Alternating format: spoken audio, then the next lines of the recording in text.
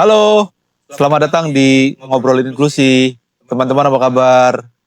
Teman-teman di seri ke-6 ini, Ngobrolin Inklusi, kedatangan tamu Iqbal Damanik, dia juru kampanye Greenpeace Indonesia. Bal, Halo Mas, terima kasih sudah diundang teman-teman. apa kabar Bal? Kabar baik ya, kita harus selalu baik. Ini kayaknya udah lama banget gua ketemu lu ya? Betul Mas, ini kayaknya udah 5 tahunan. Udah 5 tahunan ya, sejak lu Yes, pindah ke... dari researcher jadi campaigner. Nah itu, dari sana jadi campaigner gitu ya. Banting setir. Iya, terus tiba-tiba kayak menghiasi sosial media di mana-mana gitu. Jadi tiba-tiba trending, tiba-tiba jadi FYP gitu-gitu. Apa sih Bal itu Bal? Gua kalau gue lihat dari karena ini ngomongin perjalanan ya, Mas, Iya. menurutku campaign public policy itu juga memang harus berdasar data yang kuat gitu. Jadi aku mungkin bersyukur lahir sebagai dibesarkan di dunia riset dulu nih, bareng kemitraan, bareng yang lain kan, NGO di Jakarta. Jadi logik lihat data dapat kali ya gitu. Jadi waktu akhirnya jadi campaigner dan membangun diskursus publik gitu ya, punya argumentasi gitu kali ya Mas. Betul. Jadi semoga betul, gitu ya. Ngelihat perspektifnya juga jadi lebih lebih komprehensif gitu ya, lebih detail ya. Karena kan walaupun narasi-narasi itu penting ya Mas ya. Tapi begitu kita berhadapan sama pemangku kepentingan, ya data harus berbicara gitu. Karena kita berharap pemangku kebijakan ini menggunakan data kan. Jadi kalau kita sekedar marah-marah itu penting gitu ya. Kemarahan publik di kelas menengah, kemarahan publik di media massa atau di public sphere lah ya, menurutku itu penting juga sebenarnya. Tapi jauh lebih penting dari itu harus dikuatkan oleh basis data yang kuat. Jadi argumentasi kita dengan pemerintah, begitu kita minta mereka untuk melakukan sesuatu, nah kita juga tahu gitu, kalian harusnya tuh begini. Jadi ada alternatif solusi yang kita tawarkan. Betul. Ya. Tapi ngomong-ngomong soal marah-marah Bal, jadi orang kemudian mencitrakan lu sebagai orang yang suka marah-marah gitu, karena muncul di publik kan marah-marah gitu. Sementara gue kenal teman-teman yang dulu riset bareng gitu ya, melihat Iqbal itu kan kayak damai, kalem gitu ya. Sekarang jadi marah-marah gitu. Cerita dong Bal, kayak lu sebenarnya personalitinya seperti apa sih? Apakah benar-benar marah-marah gitu atau seperti apa Bal? Kita kan marah-marah di situ sebenarnya yang penting tanpa kekerasan kan, non-violence direct action kalau teman-teman Greenpeace melihatnya atau menyebutnya gitu. Jadi kemarahan itu memang sengaja kita lakukan untuk mencari atensi publik. Karena kalau kita sendiri, pemerintah itu kadang tuh kita tahu mereka mau melakukan sesuatu ya, dan dalam public policy itu kita harus menekan mereka. Dan yang paling penting itu nih Mas, para pengambil kebijakan ini kan aktor politik. Iya. Menteri itu politisi, semuanya politisi, dan mereka pasti berpikir soal elektabilitas. Jadi begitu, disinilah pentingnya publik menurut gua untuk dia bisa mengungkapkan kemarahannya bahwa ada sesuatu yang tidak salah, ada sesuatu yang salah, dan kalian dipilih oleh masyarakat ini sehingga ketika kita marah, mereka harus melakukan perubahan. Konsepnya sesederhana itu sebenarnya. Tapi kan dalam cara kerjanya tidak mudah kan. Bahkan Greenpeace di awal-awal sebelum pemerintah mencabut ya, itu kan kita dianggap hoax ya. Dianggap hoax. Ada narasi tandingan gitu ada narasi tanding, terus dianggap jauh dari Pulau Gak gitu. Tapi padahal pemerintah sendiri kan udah kesana. Karena ada beberapa kementerian sektoral yang menemukan bahwa ada pelanggaran hukum. Yang kemudian ada pilihan apakah dia sanksi pidana atau sanksi administratif, dan kemudian akhirnya 4 dicabut. Nah itu kan menunjukkan sebenarnya pemerintah mengakui bahwa ada kesalahan dalam penerbitan izin itu. Nah itu perlu kita highlight sih menurutku sebenarnya. Jadi marah-marahnya Iqbal kemudian jadi menghiasi media sosial itu punya dampak ya, yang kemudian bisa kita ukur sebagai bagian dari perjuangannya berhasil.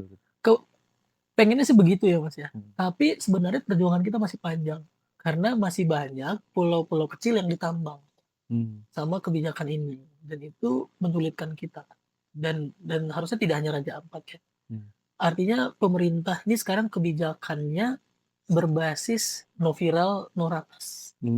Gitu ya. Jadi kalau nggak no viral no justice, no viral no ratas gitu ya, nggak viral nggak digubris, itu tuh menjadi bagian dari kita sekarang. Jadi kayaknya publik gitu, apapun yang mau kita dorong, kayak undang-undang masyarakat adat, RKUHP saat ini, terus ada banyak undang-undang bermasalah gitu ya. Itu butuh atensi publik sebenarnya, dan itu nggak bisa masyarakat sipil aja. Publik yang harus melakukan tekanan itu, termasuk para pelantang ya Mas. Bukan buzzer atau positif buzzer kali ya, atau para influencer. Mereka ini kan sebenarnya orang-orang yang punya kemampuan untuk melakukan tekanan terhadap pemerintah. Tapi sayangnya mereka tidak mau menggunakan itu secara terus-menerus. Dan harusnya krisis iklim ini itu dengan adanya aktivitas tambang itu kan akan merugikan mereka juga. Suatu waktu gitu ya. Mungkin sekarang memang belum terasa, tapi kenapa kemudian kemitraan kan punya program adaptasi dan mitigasi gitu ya. Itu salah satu bukti bahwa udah ada orang yang jadi korban dari krisis iklim. Kayak di Ponorogo, terus di Busloko, Demak. Ya. Kalau ngomongin problem kan banyak banget ya Pak ya. Banyak. Dan itu jadi salah satu sumber kemarahan lu dan kita semua gitu ya. Ngomong-ngomong soal kemarahan tuh sebenarnya dinetralisirnya dengan apa Bang? Kalau misalnya hobi atau apa gitu. Kan pasti kan harus ada penyeimbang gitu. Karena marah-marah terus kan nanti lama-lama naik tuh darah kan. Betul. Jadi kalau kemarahan itu juga harus kita jaga gitu Mas ya. Jaga dalam artian jangan sampai kita juga merugikan kita sama merugikan orang lain. Walaupun kita misalnya di labeling gitu ya sebagai sebutlah wabi lingkungan atau social justice warrior gitu ya. Kita nggak usah pikirin sebenarnya dan tidak perlu terkecoh dengan itu ya. Jadi ya tetap dengan jalan kita, dengan alur kita itu jadi penting sih gitu. Dan berpikir bahwa mungkin, tapi yang menjadi ini ya, aku catatnya gini. Kita tuh tidak bisa juga masyarakat sipil ini selalu memunculkan hero-hero ya Mas. Jadi PR kita sebenarnya harus ada, masyarakat sipil harus menjadi satu kesatuan sih menurutku dalam situasi yang berat kayak gini ya. Kan kita berat nih sekarang. Ada tuduhan hoax, ada tuduhan anti asing gitu ya. Terakhir ada tuduhan Wahabi, banyak berat banget sebenarnya, dan kita tuh menurutku harus juga hormat ya sama teman-teman NGO yang di lapangan, di tapak, karena mereka tuh yang berhadapan langsung. Gitu sih, itu menurutku harus jadi refleksi bagi gerakan masyarakat sipil kali ya. Bahwa momentum-momentum kayak gini penting, tapi suatu waktu kayaknya kita harus revisit lagi kerja-kerja NGO secara keseluruhan. Betul. Termasuk misalnya bagaimana sih kemudian menyamakan persepsi antara, jadi kayak seolah-olah jadi kayak ada beberapa kubu gitu ya, bicara NGO, bicara pemerintah, bicara swasta begitu ya, mempertemukan mereka dalam satu diskursus yang positif gitu ya, lebih tidak dalam tanda kutip marah-marah untuk kemudian cari alternatif bersama. Itu penting tuh Mas. Tapi kan kita nggak bisa maksa mereka untuk duduk di situ tuh. Jadi ya memang ini pilihan gitu ya, meskipun dibilang kan waktu itu ada beberapa pejabat yang bilang ya harusnya kalian dengan cara-cara yang elok lah ini kan teman-teman ini dengan cara-cara yang elok. Teman-teman di Raja Ampat ini Mas, dari bulan Februari atau bahkan tahun sebelum ini ya, itu mereka tuh udah ngajuin surat, mereka udah audiensi, didengar nggak? Enggak kan gitu. Jadi begitu ini naik, mereka kelagapan gitu. Terus merasa bahwa oh kalian mempermalukan. Kita kan disebut mempermalukan Indonesia di mata internasional. Kalau dianggap keinginannya ya enggak gitu. Tapi kalau kalian nggak malu, kalian berubah nggak sih gitu. Kalau mereka mau duduk bareng terus lihat, oh ya kan secara aturan KKP bilang nggak boleh nih tambang-tambang pulau kecil ditambang. Ya udahlah, ESDM bilang dong sama KKP, kan sesimpel itu ya.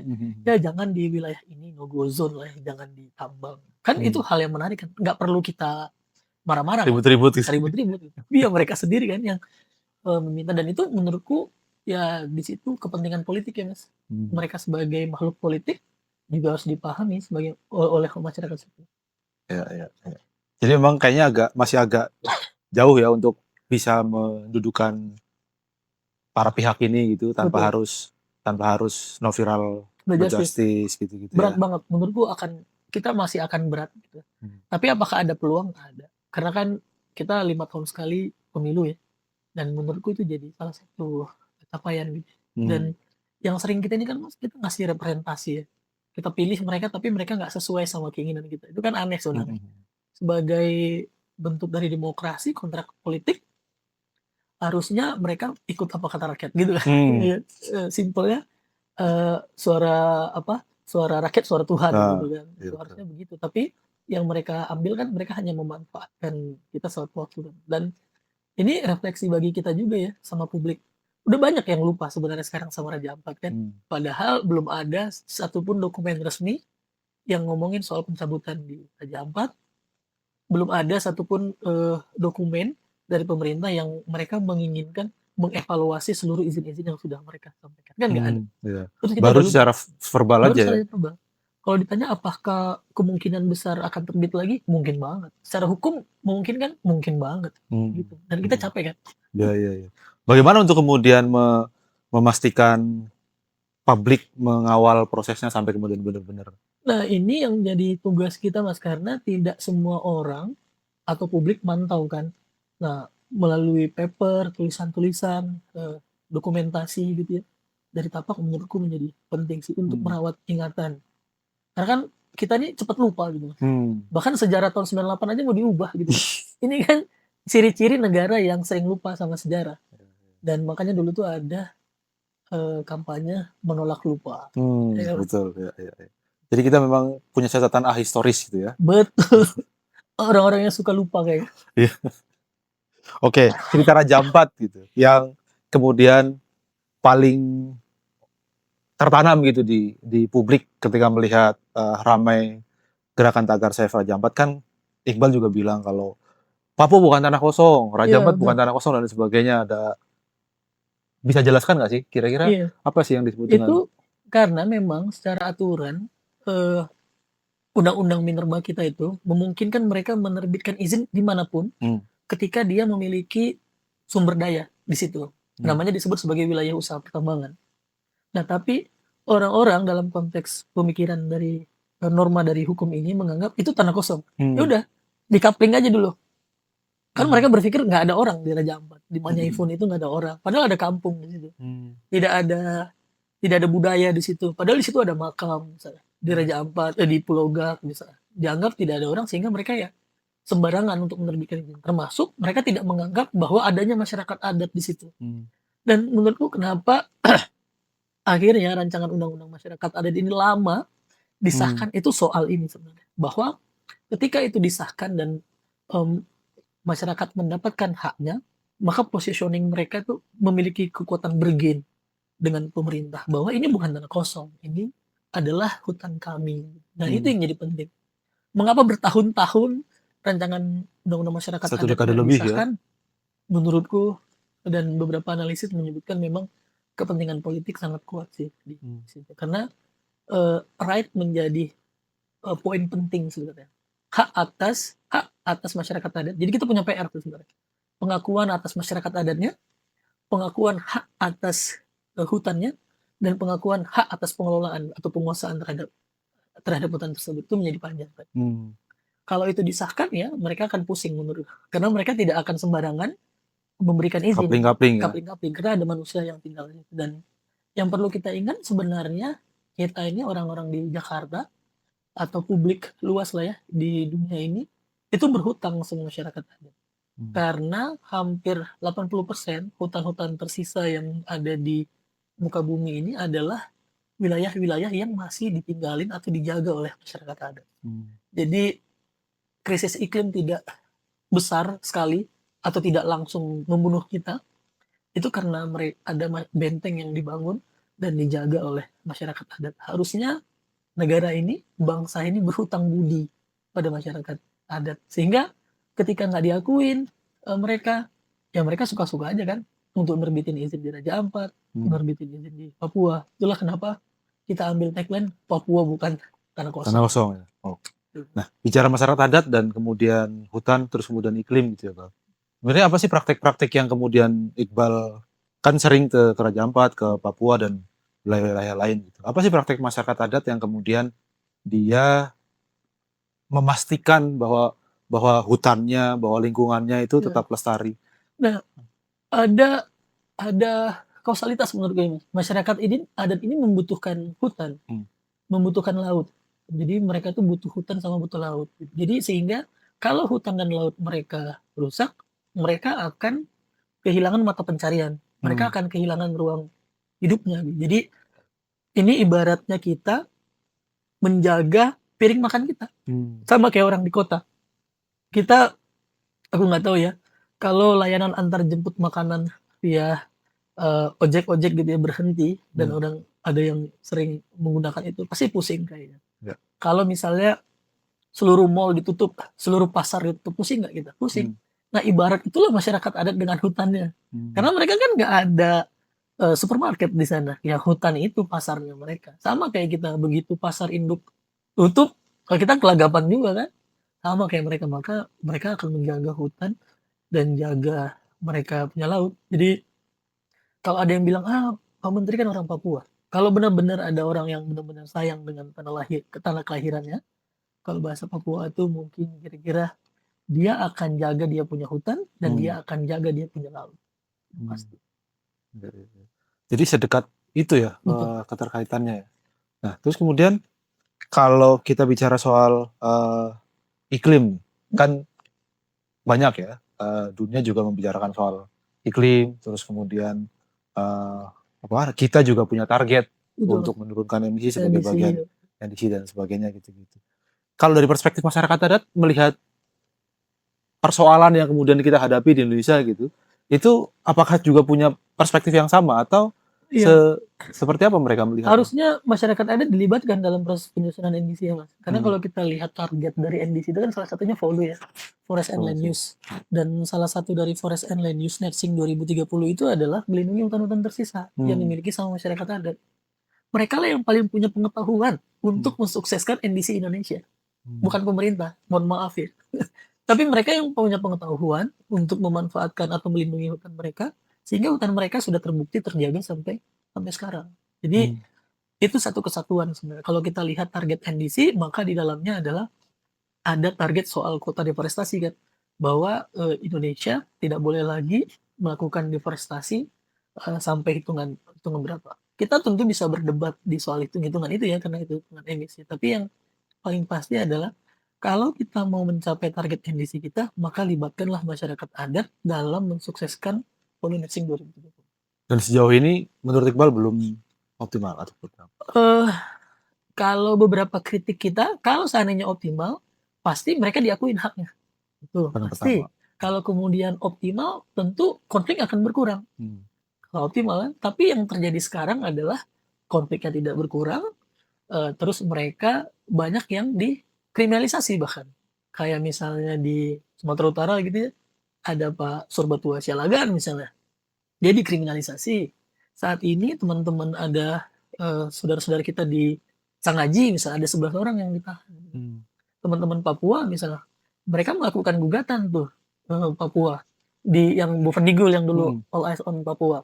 Mereka dikalahkan oleh negara. Jadi udah banyak kerja-kerja kita lakukan. Teman-teman di ini juga teman-teman di atau saudara-saudara kita di Sumatera Selatan, mereka juga kalah. Bahkan tidak diterima ininya NO gugatan mereka. Jadi kalau seandainya sebenarnya negara atau pemerintah benar-benar mau melindungi masyarakat adat, ya lakukanlah. Dan sejauh ini sih rasanya mereka masih setengah hati. Ya karena problem tadi ya, karena persoalan politik, persoalan kepentingan dan lain sebagainya. Bal, bicara masyarakat adat itu kan nggak tunggal ya. Betul. Ada kemudian orang muda adat, ada perempuan adat, ada kemudian juga para kepala ketua-ketua adat dan masyarakat adat pada umumnya gitu. Menurut Iqbal itu perlu pendekatan yang berbeda nggak sih dari setiap? Tentu Mas.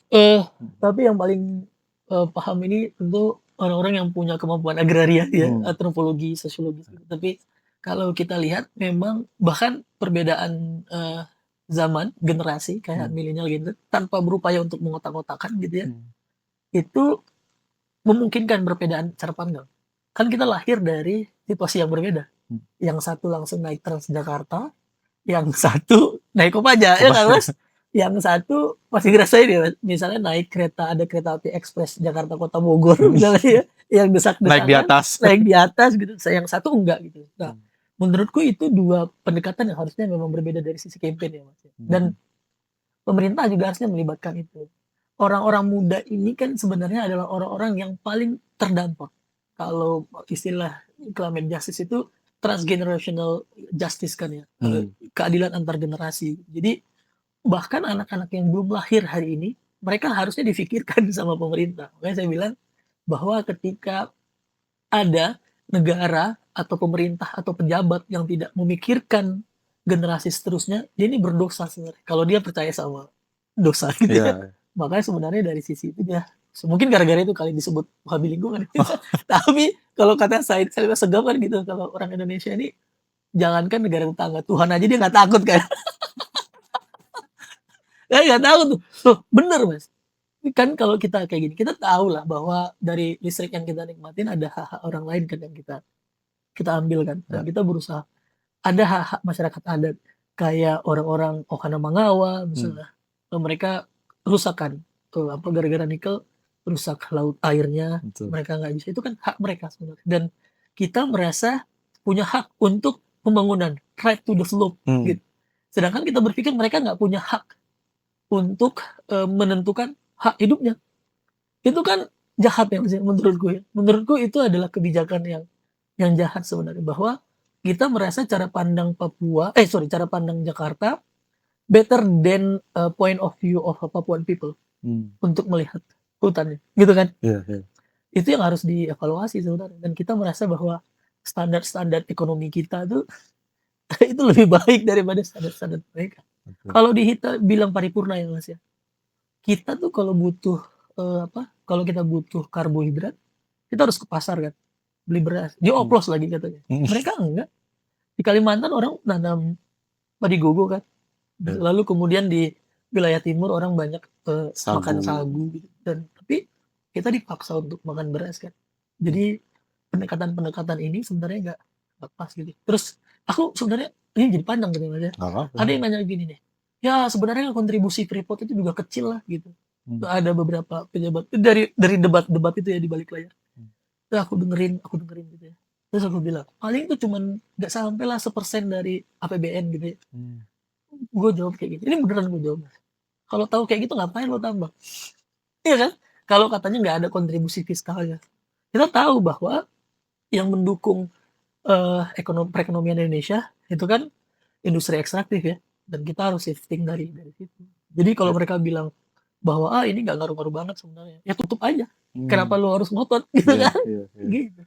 Padahal kan kalau lihat sejarahnya juga Indonesia itu kan kalau sejarah dijajah gitu ya, kenapa kemudian VOC datang dan sebagainya itu kan bukan karena industri ekstraktif, tapi kemudian yang di atas tanah itu loh ya, pala dan sebagainya ya. Betul, makanya disebut sebagai Dutch disease kan Mas. Secara teori ekonomi ada yang disebut sebagai Dutch disease atau kelakuan Belanda. Tapi ini bukan peyoratif ke Belanda ya, tapi itu menunjukkan bahwa ada cara pandang yang mereka ingin mengambil sebesar-besarnya sumber daya alam. Itu disebut sebagai Dutch disease dan kemudian itu berubah menjadi kutukan sumber daya alam. Itu sih secara teori. Dan itu ada teori ekonominya dan sudah dibuktikan.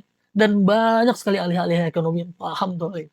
Dan itu kenapa kemudian Menteri Pak Bahlil itu menyebut kalau itu dilakukan beberapa puluh tahun yang lalu di negara-negara yang lain. Betul, gitu. Bagaimana eksploitasi gitu ya. Betul. Itu kan dilakukan dengan cara menjajah daerah-daerah lain gitu ya. Apa Pak Bahlil mau bilang dia sedang menjajah? Itu kan nggak bisa kayak gitu. Terus yang paling tidak pas dari omongan itu adalah sekarang mereka udah bertobat kan. Ada pertobatan ekologis. Nah, sekarang itu juga ada teknologi yang mampu kita beralih dari sana. Kalau ini kita nggak ada teknologinya kan salah ya masih langsung kita beralih. Tapi kalau kita lihat sekarang tuh ada solar panel, ada PLTU angin, dan itu gratis diberikan yang pada Maha Kuasa. Dan itu anugerah gitu. Jadi ketimbang berpikir bahwa tambang ini anugerah sehingga kita punya hak untuk menambangnya gitu. Kenapa kita tidak berpikir bahwa ada anugerah yang lebih besar yang diberikan oleh Tuhan bagi kita dan itu tidak merusak dan menimbulkan kemaslahatan bagi banyak orang. Nah, itu kan soal pilihan dan itu soal politik. Dan kayaknya masih agak jauh ya untuk ke arah sana ya Bang. Jauh banget, tapi kita pengen nantangin sih sebenarnya. Kemarin kan Pak Prabowo bilang Indonesia can hit 100% renewable energy on 2035 kan. Kan dia bilang gitu di Brazil. 2035 itu Pak 10 tahun lagi. Dan di dalam perencanaan itu sekitar kita masih dominan batu bara. Kan? Nah, tapi kita tanya, emang Pak Bahlil mau membantah Pak Prabowo?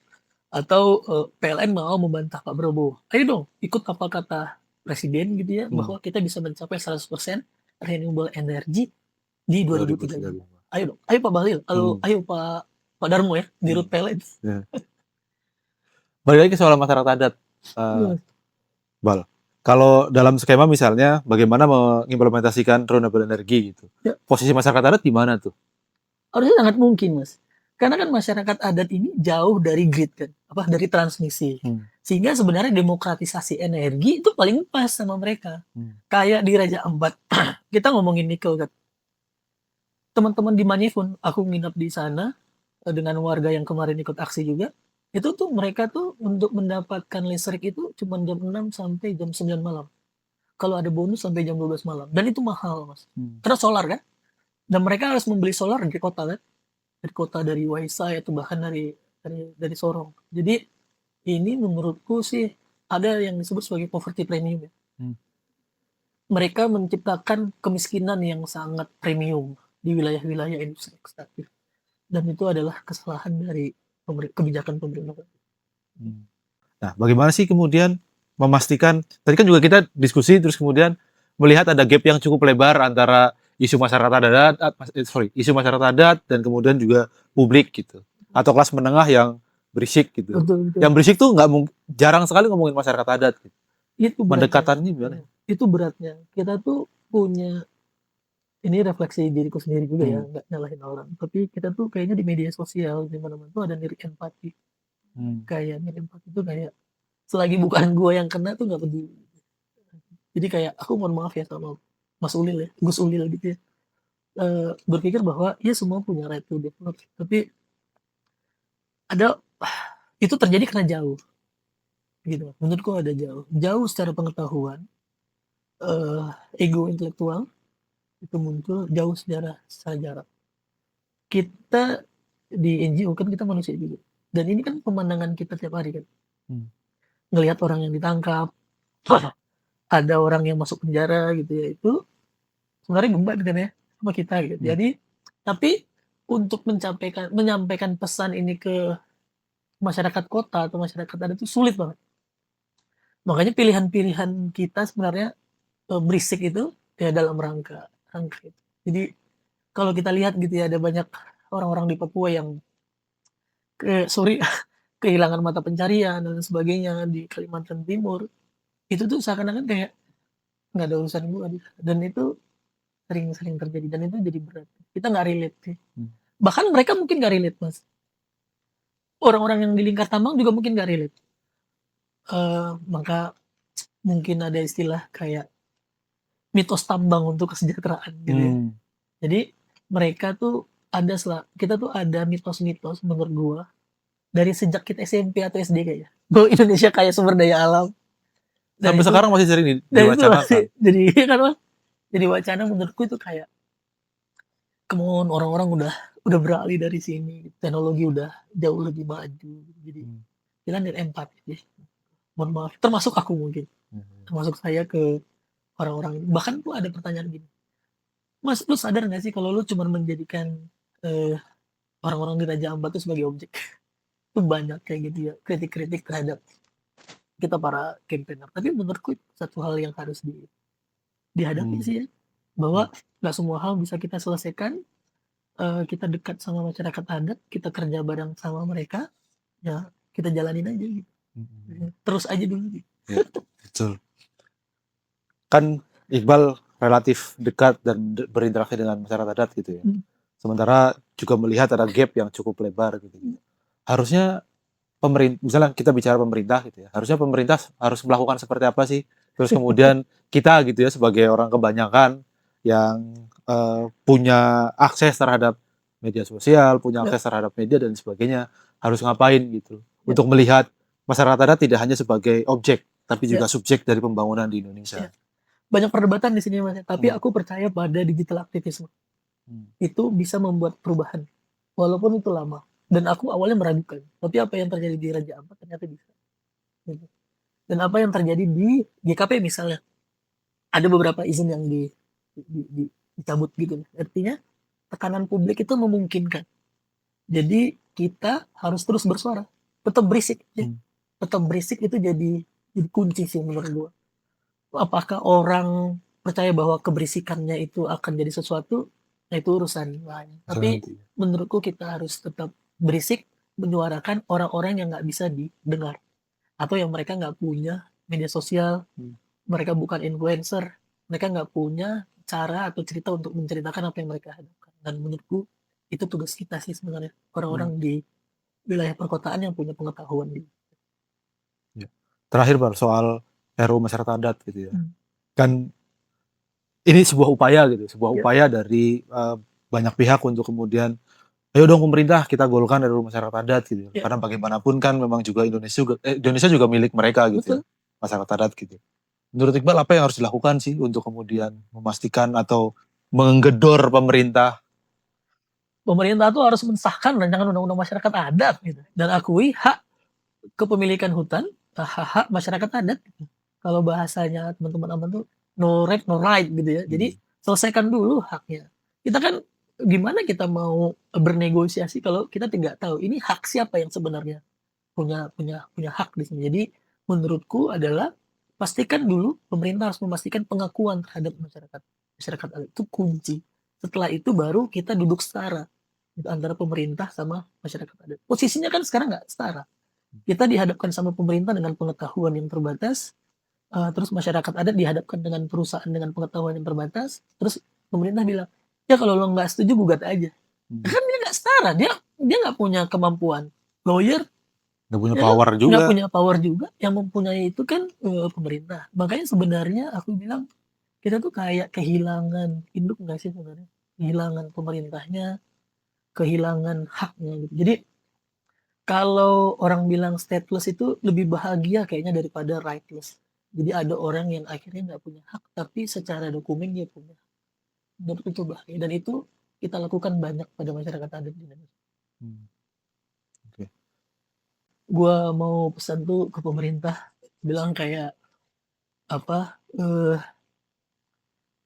Tidak ada tempat atau ekonomi yang tumbuh di bumi yang sudah mati. Jadi kalau Anda sayang sama keluarga Anda, sayang sama anak istri, cucu dan sebagainya, karena Anda punya kewenangan, pastikanlah kewenangan tersebut menjaga bumi ini untuk layak hidup.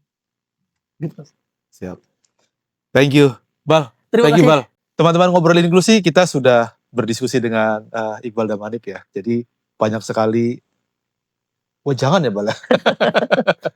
Dan yang terakhir tuh menurut saya menarik. Bagaimana kemudian mengingatkan bahwa pada akhirnya kewenangan itu harus digunakan untuk sebesar-besarnya kemaslahatan bersama gitu ya. Betul. Sampai ketemu lagi di ngobrol inklusi selanjutnya. Bye. Terima kasih. Thank you, Mas.